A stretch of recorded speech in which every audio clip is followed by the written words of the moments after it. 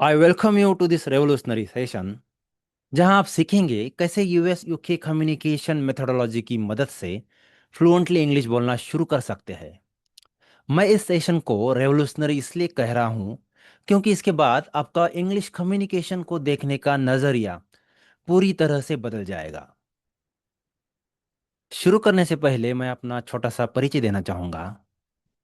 I am अनुज शाहने और मेरे पास 15+ ईयर्स का कॉर्पोरेट एक्सपीरियंस है। मैंने TCS, Tech Mahindra, Ocwen Financial Corporation और अविवा यूके इंश्योरेंस जैसी रेपुटेड कंपनियों में काम किया है। अगर कोई इंसान फ्लुएंटली इंग्लिश नहीं बोल पाता है तो इसका मतलब है कि वो बोलते समय बार बार अननेसेसरी पॉजेस लेता है। अब सवाल ये है, वो पॉजेस क्यों लेता है? क्योंकि या तो वो नर्वस होता है या फिर उसे कन्फ्यूजन होती है कि क्या बोलना है, या फिर वो बोलने के लिए वर्ड्स ढूंढ रहा होता है। जब कोई इंसान कुछ बोलने से पहले पॉज लेता है, स्पेशली जब वो नर्वस हो, अनश्योर हो या उसके पास बोलने के लिए वर्ड्स ना हो, तो इस प्रोसेस को हम हेजिटेशन कहते हैं। अब आप बताइए, लोग इंग्लिश बोलते समय हेजिटेट क्यों होते हैं? वीडियो को 1 मिनट के लिए पॉज करें और कमेंट्स में लिखिए कि आपके हिसाब से हेजिटेशन के क्या क्या रीजंस हो सकते हैं। हमने मेट्रो सिटीज में इसी टॉपिक पर एक सर्वे किया था और जो रिस्पॉन्सेस आए वो कुछ इस तरह के थे। तो हेजिटेशन की सबसे पहली वजह है लैक ऑफ प्रैक्टिस। किसी भी स्किल में एक्सपर्ट बनने के लिए रेगुलर प्रैक्टिस ज़रूरी होती है। इंग्लिश बोलना भी एक स्किल है और इस स्किल को मास्टर करने के लिए लगातार बोलने की प्रैक्टिस करनी पड़ती है। हेजिटेशन की दूसरी वजह है लैक ऑफ वोकैबुलरी। आपका क्या मानना है इस वजह के बारे में? क्या ये वाकई में असली रीज़न है? चलिए चेक करते हैं। मेरा आपसे एक सिंपल सवाल है, डू यू अंडरस्टैंड इंग्लिश?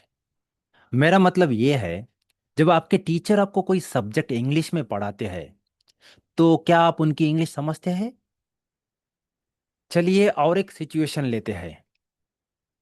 जब आपके मैनेजर आपसे इंग्लिश में बात करते हैं या आप कोई इंटरव्यू अटेंड करते हैं, तो क्या आप इंग्लिश समझ पाते हैं? अगर आंसर हाँ है तो कमेंट में वाई टाइप कीजिए। एक बात बताइए, आप मुझे देख रहे हैं, मुझे सुन रहे हैं, बीच बीच में मैं इंग्लिश में बात कर रहा हूँ। Are you able to understand what I am speaking? Obviously you are, that's why you are watching this video. अब इसका मतलब क्या हुआ? इसका मतलब ये हुआ कि आपके पास इतनी वोकैबुलरी है जो इंग्लिश को समझने के लिए काफ़ी है। Yes, you have enough vocabulary to understand English speech. अधिकतर लोग जो ग्रेजुएट है उनके पास इतनी वोकैबुलरी होती है कि वह स्पोकन इंग्लिश आसानी से समझ सके। Believe me, even high school pass students भी वो सारे कॉमन वर्ड्स जानते हैं जो हम रोज की इंग्लिश कॉन्वर्सेशन में यूज करते हैं। लेकिन दुख की बात यह है कि पोस्ट ग्रेजुएट लोग जिनके पास अच्छा खासा वोकैबुलरी का स्टॉक होता है, वो भी अक्सर फ्लुएंटली इंग्लिश बोल नहीं पाते। प्लीज नोट, यहाँ हम एक्सेप्शंस की बात नहीं कर रहे हैं। चलिए देखते हैं। यह है एक यूके की बच्ची जिसकी उम्र करीब 3-4 साल है।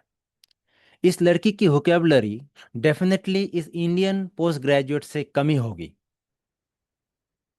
अब सवाल यह है, एक एवरेज इंडियन पोस्ट ग्रेजुएट को कितने इंग्लिश वर्ड्स आते हैं? हमने यह सवाल चैट जीपीटी से पूछा। हमें जो जवाब मिला वो ये था, एक इंडियन पोस्ट ग्रेजुएट को लगभग 5,000 से 12,000 वर्ड्स समझ में आते हैं। हमने चैट जीपीटी से पूछा कि 3-4 साल की यूके किड को कितने इंग्लिश वर्ड समझ में आते हैं, और जवाब मिला 1,000 से 1,500 वर्ड्स, दैट्स इट। इसका मतलब ये हुआ कि इस यूके बच्चे की वोकैबुलरी इस इंडियन पोस्ट ग्रेजुएट से कहीं ज़्यादा कम है। लेकिन इन दोनों में से फ्लुएंटली इंग्लिश कौन बोलता है? ऑब्वियसली ये छोटी सी बच्ची, राइट? तो इसका सीधा मतलब क्या निकला? वोकैबुलरी की कमी फ्लुएंट इंग्लिश ना बोलने की असली वजह नहीं है। आई विल रिपीट, वोकैबुलरी की कमी फ्लुएंट इंग्लिश ना बोलने की असली वजह नहीं है। अगली वजह है लैक ऑफ कॉन्फिडेंस। कितने लोग मानते हैं कि ये एक रियल रीजन है? देखिए, ये जो लैक ऑफ कॉन्फिडेंस है, ये एक सुपरफिशियल रीजन है, कोई मुख्य वजह नहीं है। चलिए एक एग्जांपल लेते हैं। हमारी मीटिंग में कुछ मैनेजर्स होते हैं। उनमें से एक को मैं जानता हूँ। वो 100 से ज़्यादा लोगों की टीम मैनेज करते हैं। अब सोचिए, जो इंसान 100 से ज़्यादा लोगों को मैनेज करता है, उसमें तो कॉन्फिडेंस होगा ही, राइट? लेकिन अगर मैं उसी इंसान से कहूँ कि वो एक एयरप्लेन उड़ाए, क्या वो उड़ा पाएगा? Of course not. क्यों? क्योंकि प्लेन उड़ाने के लिए कॉन्फिडेंस के साथ साथ ट्रेनिंग और प्रैक्टिस भी चाहिए। इसीलिए मैंने कहा, लैक ऑफ कॉन्फिडेंस एक सुपरफिशियल रीजन है, नॉट एन अंडरलाइंग वन। यानी फ्लुएंट इंग्लिश बोलने के लिए सिर्फ कॉन्फिडेंस होना काफी नहीं है। और एक वजह है लैक ऑफ प्रॉपर गाइडेंस। किसी भी स्किल को मास्टर करने के लिए सही गाइडेंस की जरूरत होती है, और इंग्लिश स्पीकिंग के लिए भी ये बात उतनी ही सच है। और अब जो आखिरी रीजन हम देखने जा रहे हैं, वो है डोंट नो ग्रामर। कुछ लोग मानते हैं कि ये भी एक रीजन है, लेकिन फिर से ये कोई प्राइम रीजन नहीं है। क्योंकि ग्रामर किसी भी स्पोकन लैंग्वेज को सीखने में सबसे कम जरूरी होता है, और यही बात स्पोकन इंग्लिश को भी लागू होती है। अब मैं आपको ये एग्जांपल के साथ समझाता हूँ। गाइस, एक बात बताइए, जब हम बच्चे थे, पहले हमने हिंदी बोलना सीखा था या पहले हमने हिंदी ग्रामर पढ़ी थी? ऑब्वियसली पहले हमने हिंदी बोलना सीखा था। अब इसी तरह इस यूके के बच्चे को देखिए, क्या इसके पिता पहले इसे ग्रामर सिखाएंगे और फिर बोलेंगे कि अब इंग्लिश बोलो? Of course not. जब हम बड़े हुए, तो क्या हमने हिंदी ग्रामर गलत इस्तेमाल की? या जब ये यूके किड बड़ा होगा, तो क्या ये इंग्लिश ग्रामर में गलती करेगा? ऑब्वियसली नहीं। तो यहाँ से एक बहुत क्लियर मैसेज निकलता है। नेचुरल लैंग्वेज लर्निंग प्रोसेस में एक इनबिल्ट ताकत होती है, एक इनबिल्ट कैपेबिलिटी होती है, जो आपको ग्रामर समझना, सीखना और इस्तेमाल करना खुद ही सिखा देती है। इसके लिए आपको ग्रामर को अलग से पढ़ने की ज़रूरत नहीं है। मैं फिर से रिपीट करता हूँ, नेचुरल लैंग्वेज लर्निंग प्रोसेस में एक इनबिल्ट ताकत होती है, एक इनबिल्ट कैपेबिलिटी होती है, जो आपको ग्रामर समझना, सीखना और इस्तेमाल करना खुद ही सिखा देती है। इसके लिए आपको ग्रामर को अलग से पढ़ने की ज़रूरत नहीं है। इसीलिए कहा जाता है, to speak fluent English, grammar is the least important factor. जैसा कि मैंने आपको बताया, मैंने अपने करियर में 15 साल से ज़्यादा समय मल्टीनेशनल कंपनीज में काम किया है, जैसे TCS, Tech Mahindra, Ocwen Financial Corporation और अविवा यूके इंश्योरेंस। इन कंपनीज में काम करते समय मुझे यूएस यूके क्लाइंट के साथ रोज इंटरेक्ट करना पड़ता था। मैंने कुछ समय यूके लंदन में भी बिताया है। इन लोगों के साथ करीब से बातचीत करने के बाद मैंने ये समझा कि हम लोग फ्लुएंट इंग्लिश क्यों नहीं बोल पाते हैं। साथ में मुझे ये भी समझ में आया कि यूएस यूके लोग कौन सी एग्जैक्ट प्रोसेस और मेथोडोलॉजी इस्तेमाल करते हैं, जिसकी वजह से वो इतनी फ्लुएंट इंग्लिश बोलते हैं। मोर स्पेसिफिकली, मैंने हेजिटेशन की 4 बड़ी वजह पहचानी है, और उनके सटीक सॉल्यूशंस भी। आज हम उन 4 में से पहली वजह और उसका सॉल्यूशन समझेंगे। तो आप लोग एक्साइटेड है जानने के लिए कि पहली हेजिटेशन की वजह क्या है और उसका सॉल्यूशन क्या है? I hope you are. Stay tuned. अब इससे पहले कि हम आगे बढ़े, आपसे एक छोटी सी रिक्वेस्ट करना चाहता हूँ। अगले 15 मिनट बहुत इंपॉर्टेंट है, तो प्लीज़ अपने माइंड को डिक्लटर कर लीजिए और सारे डिस्ट्रैक्शंस को अवॉइड कीजिए। एक और रिक्वेस्ट, कृपया अपना मोबाइल साइलेंट मोड पर रख दीजिए। आई होप आपने ये ऑलरेडी कर लिया होगा। अब मैं आपको बताता हूँ पहली वजह हेजिटेशन की, और वो है native hesitation. Yes, you heard it right, it's native hesitation. Native hesitation का सामना non native speakers and native speakers दोनों को करना पड़ता है। अगर आपको नेटिव स्पीकर्स और नॉन नेटिव स्पीकर्स के बीच का फर्क नहीं पता है, तो चलिए इसे जल्दी से क्लियर कर लेते हैं। जिन लोगों की फर्स्ट लैंग्वेज अंग्रेजी होती है, उनको हम नेटिव इंग्लिश स्पीकर्स कहते हैं। इस हिसाब से यूएस और यूके के लोग नेटिव इंग्लिश स्पीकर्स होते हैं। अब बात करते हैं नॉन नेटिव इंग्लिश स्पीकर्स की। जिन लोगों की फर्स्ट लैंग्वेज इंग्लिश नहीं होती, उन्हें हम नॉन नेटिव इंग्लिश स्पीकर्स कहते हैं। इस सेंस में हम इंडियन लोग नॉन नेटिव इंग्लिश स्पीकर्स है, या सिंपली नॉन नेटिव स्पीकर्स। तो अब बात साफ है। पहली वजह हेजिटेशन की है नेटिव हेजिटेशन, और ये नेटिव और नॉन नेटिव दोनों तरह के स्पीकर्स को होती है। अब सवाल ये है, नेटिव हेजिटेशन होती क्यों है? नेटिव हेजिटेशन 6 बड़ी प्रॉब्लम्स की वजह से होती है। चलिए समझने के लिए प्रॉब्लम नंबर 1 के ऊपर नज़र डालते हैं। कई बार स्पीकर के मन में एक पर्टिकुलर आइडिया, थॉट या फीलिंग होती है,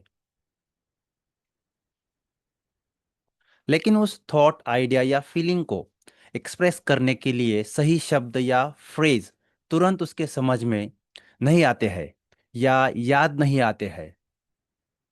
तो बताइए, कितने लोगों के साथ ऐसा होता है? आई नो, बहुत से लोगों के साथ ये प्रॉब्लम बार बार होती है। और ध्यान दीजिए, ऐसी सिचुएशन तब भी हो सकती है जब आपके पास अच्छी खासी वोकैबुलरी हो। इतना ही नहीं, जैसे कि हमने पहले भी देखा, ऐसी सिचुएशन नेटिव इंग्लिश स्पीकर्स के साथ भी होती है। जब हमने और डीप रिसर्च की, तो हमने पाया कि इस प्रॉब्लम की रूट कॉज खुद स्पीकिंग प्रोसेस के अंदर छुपी हुई है। Yes, you heard it right, speaking is a complex process.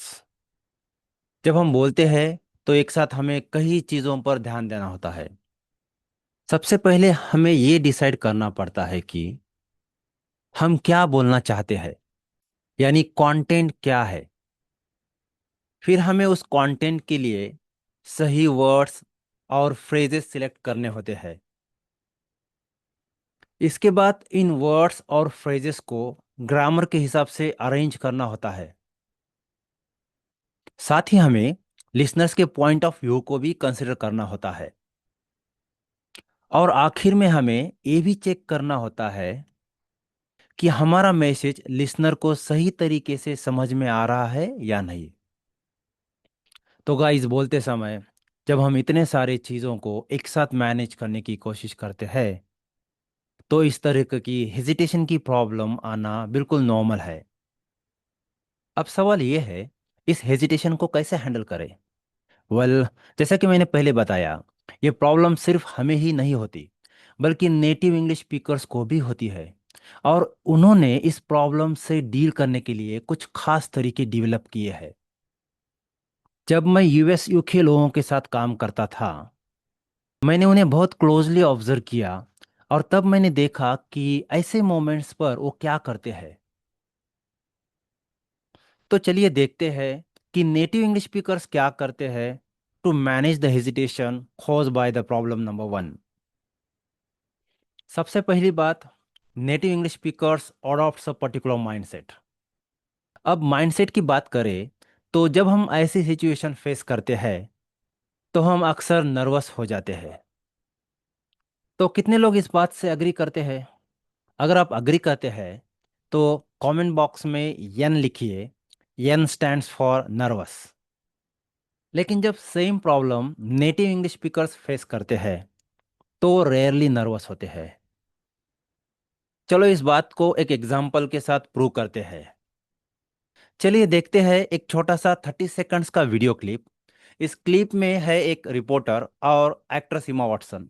मैं चाहता हूं कि आप काउंट करें इमा वाटसन ने इन 30 सेकंड्स के वीडियो क्लिप में कितनी बार हेजिटेशन फेस की। Let's start. Star Wars or Marvel, DC, Harry Potter. Totally. Isn't it? Yeah, I feel like it unlocks for people something from their childhood, something that feels so deep inside them and like something that they've always known. It has a level of familiarity that is just so intense and special. When I talk about prep and whatever else, it was like in the build up to the movie, I really felt the pressure of that, not just from me loving those films, but knowing how much this character um, means to so many people. What was it you didn't? आपने count किया actress को hesitation का कितनी बार सामना करना पड़ता है?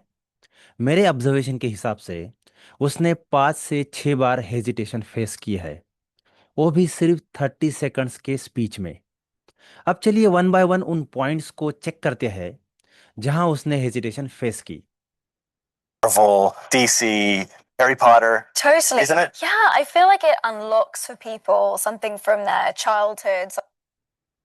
ध्यान से देखिए, इस पॉइंट के बाद एक्ट्रेस फेस्ड हेजिटेशन।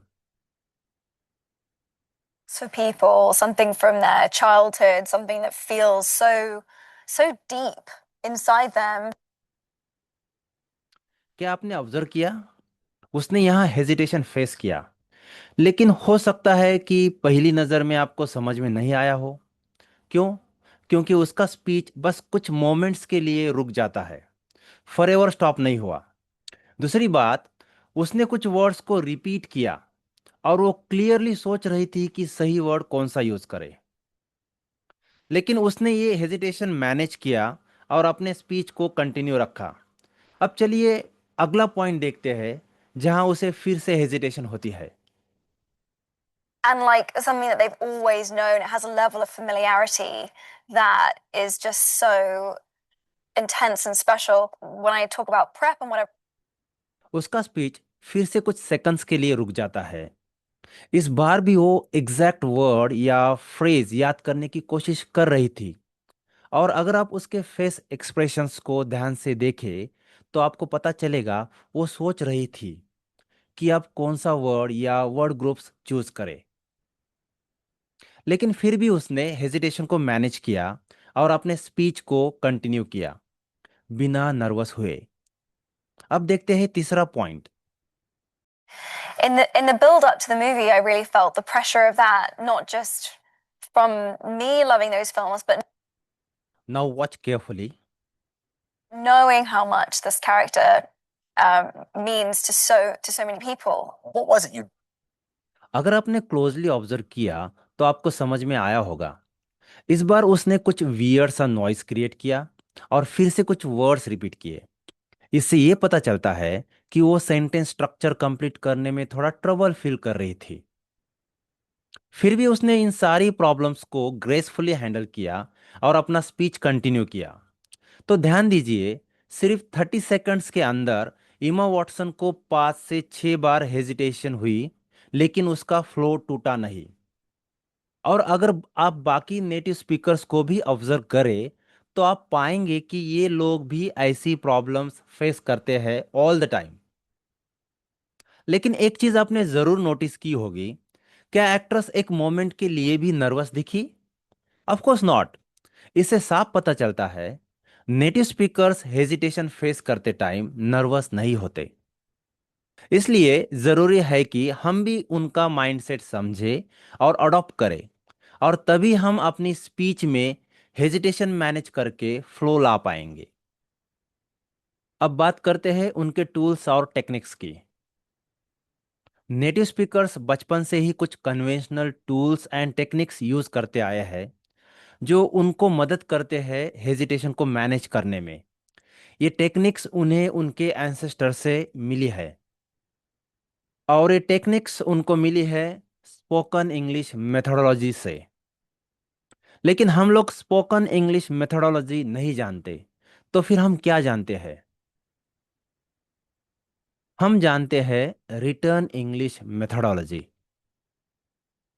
इसलिए हम इंग्लिश में लिख तो सकते हैं लेकिन फ्लुएंटली बोल नहीं पाते। क्यों? क्योंकि रिटर्न इंग्लिश मेथोडोलॉजी का यूज़ लिखने के लिए होता है, बोलने के लिए नहीं। और ऐसा क्यों होता है? इसके पीछे है कुछ बेसिक डिफरेंसेस। चलो बात करते हैं स्पोकन इंग्लिश और रिटर्न इंग्लिश के बीच के कुछ बेसिक डिफरेंसेस की, जो रीजंस बनते हैं हमारे हेजिटेशन के। तो पहला बेसिक डिफरेंस है टाइम कंस्ट्रेंट। जब हम लिखते हैं तो हमारे पास सोचने का काफ़ी समय होता है कि क्या लिखना है, कैसे लिखना है। लेकिन जब हम बोलते हैं तो हमारे पास होता है सिर्फ 1 या 2 सेकंड्स का समय सोचने और बोलने के बीच में। इनफैक्ट जब हम बोलते हैं तभी हमें सोचना पड़ता है आगे क्या बोलना है। दूसरा डिफरेंस है एडिटिंग का ऑप्शन। लिखते वक्त हम सेंटेंसेस को एडिट कर सकते हैं, मतलब हम वर्डिंग बदल सकते हैं, ग्रामर ठीक कर सकते हैं, इवन सेंटेंसेस की सीक्वेंस तक बदल सकते हैं। लेकिन जब हम बोलते हैं तो ऐसा पॉसिबल नहीं होता। आप कुछ बोल चुके होते हैं, उसे वापस नहीं ले सकते। तीसरा और बहुत इंपॉर्टेंट डिफरेंस है कंटेंट का नेचर। राइटिंग में कंटेंट बना होता है कॉम्प्लेक्स, कॉम्पाउंड और सिंपल सेंटेंसेस से, बस इतना ही। लेकिन स्पीच में ऐसा नहीं होता। आपका जो स्पीच होता है उसमें करीब 50% हिस्सा होता है शॉर्ट सिंपल सेंटेंसेस का, और कॉम्प्लेक्स या कंपाउंड सेंटेंसेस बहुत ही कम होते हैं। तो सवाल यह है, फिर बाकी के लगभग 50% स्पीच में क्या होता है? उस बाकी के 50% स्पीच में होता है स्पीच कॉम्पोजिशन फीचर्स। अब ये क्या होते हैं? जैसा नाम से पता चलता है, स्पीच कॉम्पोजिशन फीचर्स वो होते हैं जो स्पीकर को अपना स्पीच कंपोज करने में मदद करते हैं। इन फीचर्स का एक और काम है, ये स्पीकर को हेजिटेशन हैंडल करने में मदद करते हैं और स्पीच का फ्लो बनाए रखते हैं। लेकिन समस्या ये है, हमें पता ही नहीं होता कि ये स्पीच कंपोजिशन फीचर्स होते क्या है और इन्हें कैसे यूज़ किया जाए।